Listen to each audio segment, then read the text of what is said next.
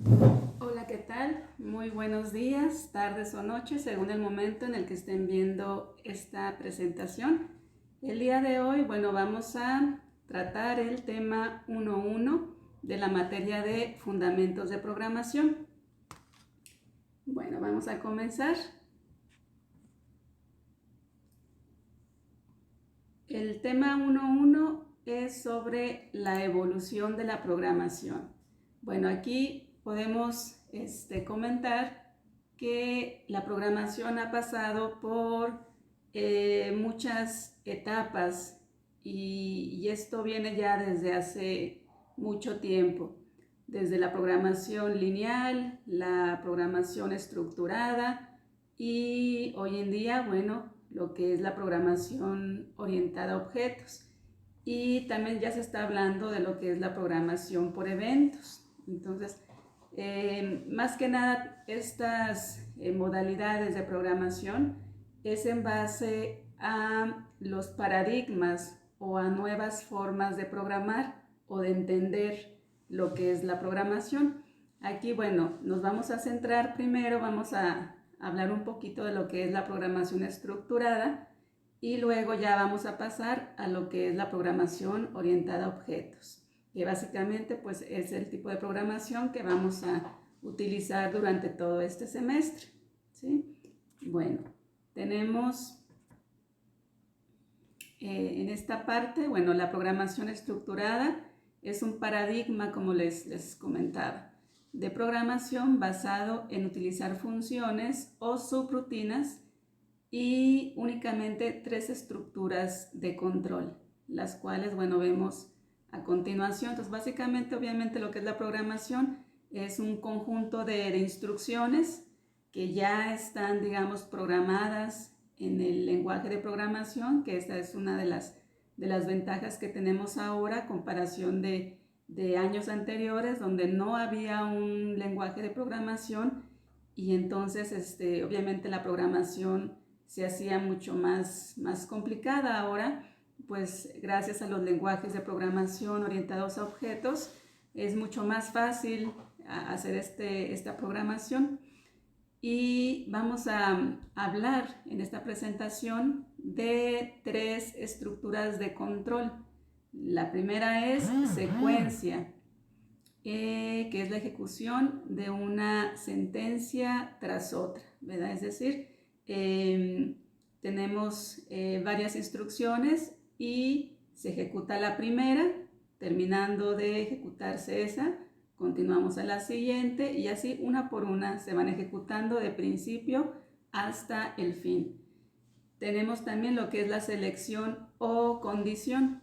En este caso es la ejecución de una secuencia o conjunto de secuencias según el valor de una variable booleana. Aquí las variables booleanas, ya estaremos viendo más adelante lo que son los tipos de datos, pero las variables de tipo booleanas son, digamos que manejan únicamente dos valores, que es el 0 y el 1, ¿verdad? O podemos entender también como falso o verdadero. Entonces, según aquí en las estructuras de selección o condicional, en base a una condición, si la condición se cumple, si es verdadera, entonces se realiza, digamos, un grupo de instrucciones y si así lo necesitamos, si la condición no se cumple, se realiza otro bloque de instrucciones. Y finalmente lo que es la estructura de iteración, en este caso son ciclos o bucle, ejecución de una sentencia o conjunto de sentencias mientras una variable booleana sea verdadera. También aquí manejamos una variable booleana. Si esa condición es verdadera, el conjunto de instrucciones que estén dentro del ciclo se van a repetir. Si no se cumple, se salta ese bloque de instrucciones y continúa con el resto de instrucciones. Esto lo vamos a ver, lo vamos a entender mucho más fácil en esta siguiente diapositiva, donde lo vemos ya de forma gráfica. ¿Sí? Básicamente, el paradigma establece que toda función que sea computable puede ser implementada en un lenguaje de programación que combine básicamente estas tres estructuras de control de las que ya les he estado hablando. La estructura de secuencia, que es la primera que tenemos, es la que se da naturalmente en el lenguaje, ya que por defecto, bueno, las sentencias son ejecutadas en el orden en que aparecen escritas en el programa, ¿verdad? Para las estructuras condicionales o de selección se dispone una sentencia if, ya hablando de lo que es el código de programación, ¿verdad? Ya al momento que ya estemos nosotros utilizando algún lenguaje de programación, pues vamos a poder, si queremos usar una sentencia de selección, vamos a tener que usar la palabra if, ¿verdad? Que en inglés, bueno, está escrita en inglés, que traducida al español significa sí, como una condición. Si se cumple esta condición, hacemos esto, y si no se cumple, hacemos esto otro, ¿verdad? La parte del no sería else, ¿verdad? Que en inglés, pues básicamente todas las instrucciones son en inglés, ¿verdad? Que ya en español, pues es la contraparte del if. Y finalmente, bueno, para los ciclos existe la estructura, básicamente tenemos tres ciclos, que es el while, el do while y el for.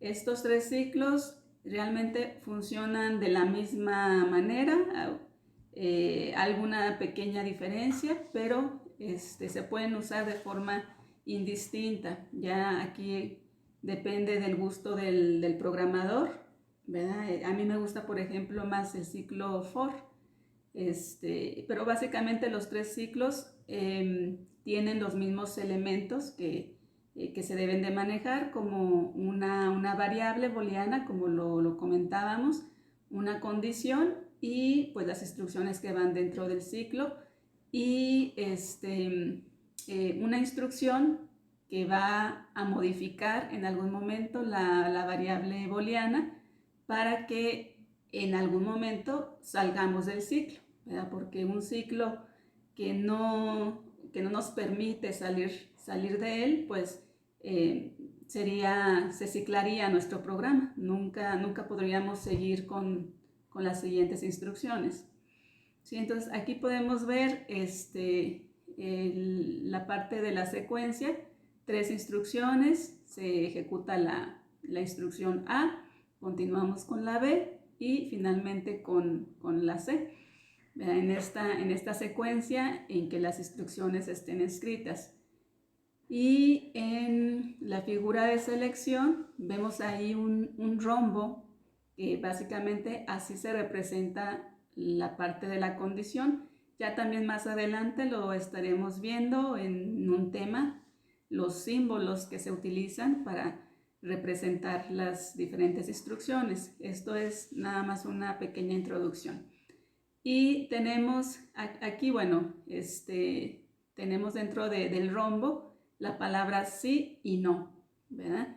Que aquí depende de la condición. Dentro de ese rombo tendrá que ir una condición. Si esa condición se cumple, por decir, si se cumple, se va para el lado donde está la instrucción A, y si no se cumple, se irá para la instrucción donde está la B y la C. ¿Sí? Aquí tenemos que resaltar que en el primer caso, cada una de las instrucciones se realizan, la A, la B, la C. Y en el segundo caso de selección, ya depende de la condición. Si se va para el lado del A, quiere decir que la instrucción B y C no se van a realizar. De forma contraria, si se va para el lado del no, quiere decir que la instrucción A no se va a realizar. Son excluyentes. No puede haber un caso en donde si usamos una condición, las instrucciones que están en ambos lados se ejecuten. No puede ser, o sea, se ejecuta de un lado o se ejecuta del otro. No ambas, son mutuamente excluyentes. Y finalmente, bueno, tenemos también la representación gráfica de lo que son las iteraciones. Básicamente, bueno, funciona también con una condición, como en la selección, y si la condición se cumple, digamos, podemos decir aquí que el lado del sí es la parte donde están las instrucciones B y C. Si la condición se cumple, entra a esas instrucciones, se ejecuta la instrucción B, se ejecuta la instrucción C, y después vemos ahí una línea de regreso otra vez hacia el rombo, es decir, se repite el ciclo otra vez, llega otra vez al ciclo y nuevamente evalúa la condición. Si la condición se sigue cumpliendo, vuelve a entrar y vuelve a ejecutar la instrucción B y C, y otra vez se regresa al rombo, al ciclo, y nuevamente evalúa la condición. Mientras se siga cumpliendo esa condición, vamos a seguir repitiendo las instrucciones B y C. Entonces, era lo que les comentaba, dentro del ciclo de las instrucciones que están dentro del ciclo, en este caso podríamos tomar en cuenta que la instrucción C es la instrucción que en algún momento nos va a cambiar el valor de la variable booleana para que en algún momento ya no entre al ciclo, porque si no va a estar de forma infinita ejecutando la instrucción B y C, ¿verdad? Va a ser un ciclo infinito. Entonces, en algún momento ya la condición no se deberá de cumplir.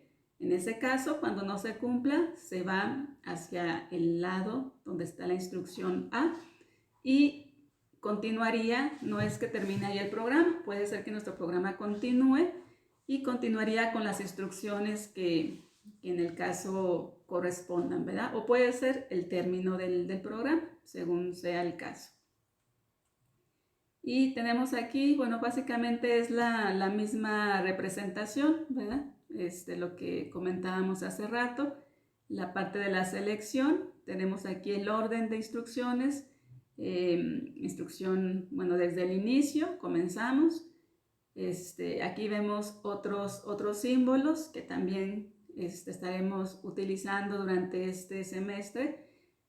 Básicamente lo que vemos aquí son diagramas de flujo. Estos diagramas de flujo usan símbolos para representar alguna instrucción. Entonces vemos lo que es el símbolo de inicio y el símbolo de fin, que son iguales, nada más lo que los diferencia pues es la palabra inicio y fin. Y vemos un rectángulo. Los rectángulos nos sirven para representar procesos u operaciones, ¿verdad? Si vamos a hacer una suma, una multiplicación, en fin, cualquier operación que queramos realizar la tendremos que hacer dentro de pues este símbolo de rectángulo.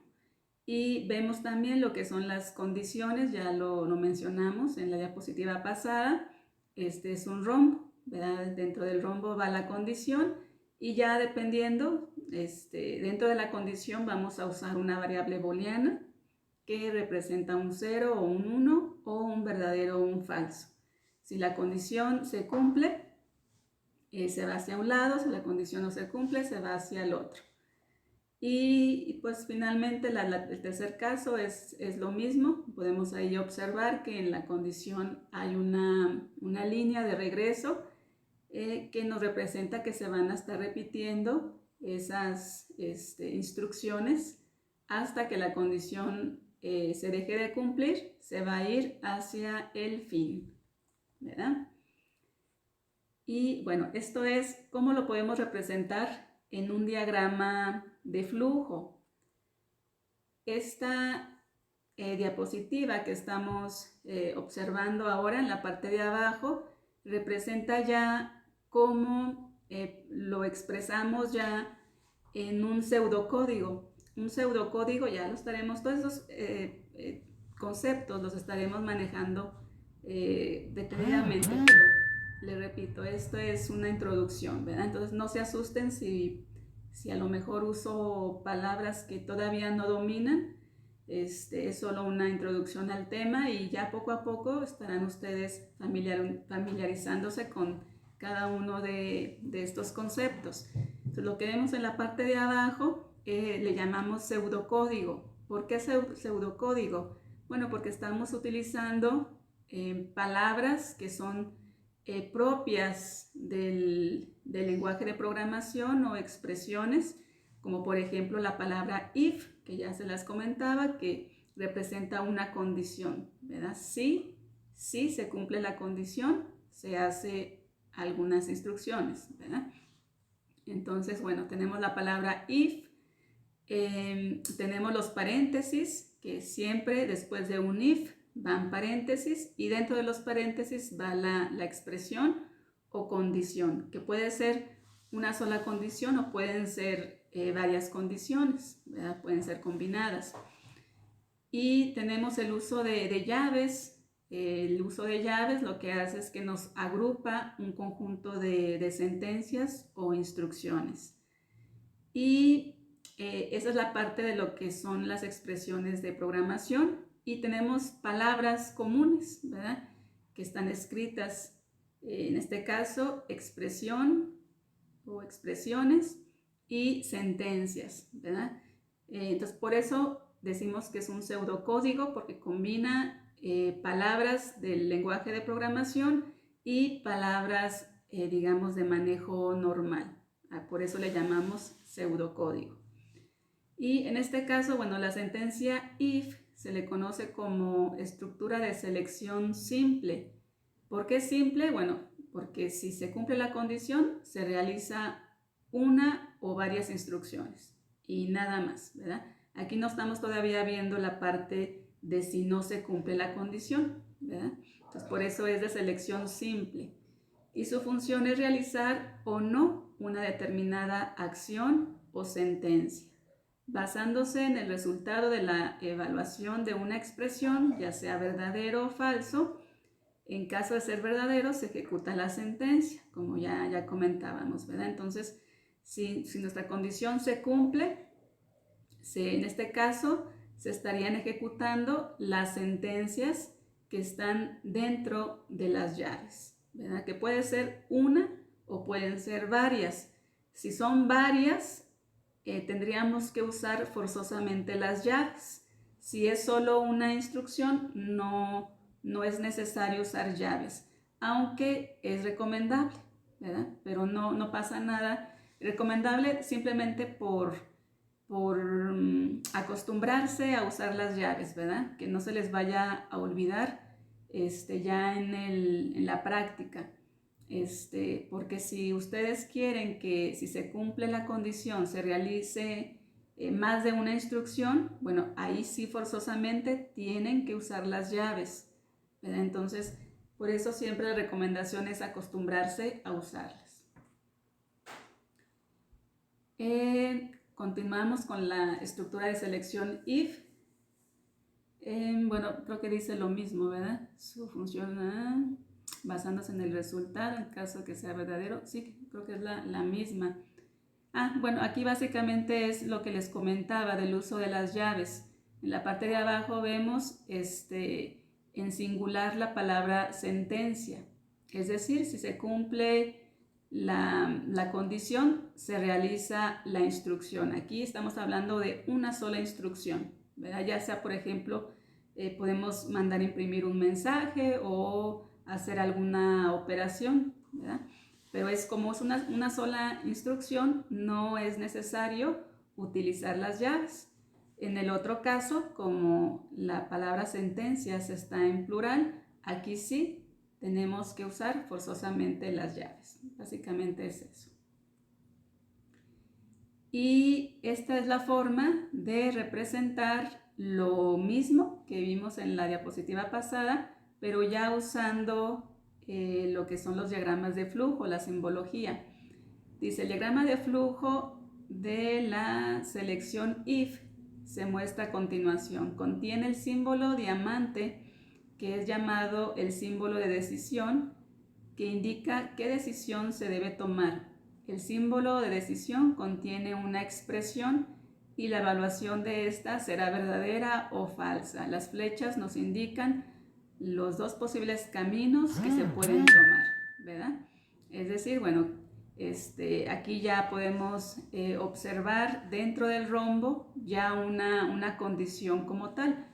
En este caso, edad es una variable que tendríamos que tener declarada dentro de nuestro diagrama de flujo. No lo vemos, pero se supone que tenemos que hacerlo siempre antes de utilizar una variable, tenemos que declararla. En este caso, bueno, cuando declaramos una variable, normalmente siempre la inicializamos con un valor de inicio, que puede ser, no sé, 0 o puede ser 10 o el valor que nosotros consideremos en ese momento debe ser el correspondiente, ¿verdad?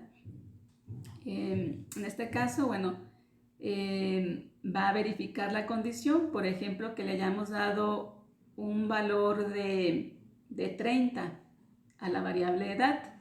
Aquí va a comparar, entonces, si 30, lo que vale edad, es mayor a 20, como en este caso, sí, o sea, 30 es mayor que 20, se va por la parte de verdadero y se va a imprimir en pantalla. Esa es una instrucción que nos imprime en pantalla: eres mayor de edad, ¿verdad? Si el valor de edad fuera, digamos, 10, se evalúa la condición y pregunta si 10 es mayor que 20, como no, o sea, 10 no es mayor que 20, se va por el lado del no, en este caso falso, ¿verdad?